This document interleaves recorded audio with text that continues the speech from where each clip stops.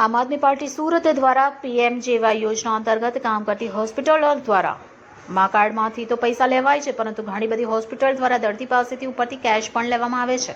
આ બાબતે આમ આદમી પાર્ટીએ કલેક્ટર શ્રી સુરતને આવેદન આપ્યું હતું. વધુમાં આપ દ્વારા જણાવવામાં આવ્યું હતું કે આની સંપૂર્ણ તપાસ કરી હોસ્પિટલ અને ડોક્ટરને કડક સજા થવી જોઈએ. ઘણી બધી હોસ્પિટલનું પીએમજેવાય કાર્ડનું પેમેન્ટ રેગ્યુલર આવે છે અને ઘણી બધી હોસ્પિટલનું પેમેન્ટ ઘણા લાંબા સમય સુધી આવતું નથી. તો આવું કેમ થાય છે એની તપાસ થવી જોઈએ.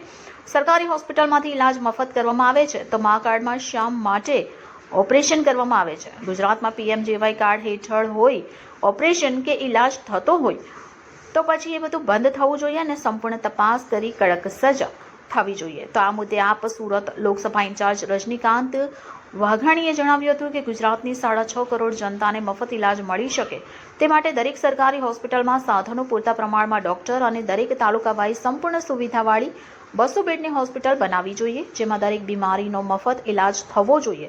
સરકારી પીએમજેવાય યોજના અંતર્ગત કામ કરતી હોસ્પિટલો કે જેમાં યોજનાનો ગેરલાભ ઉઠાવે છે એની સંપૂર્ણ તપાસ કરી કડકમાં કડક સજા થવી જોઈએ.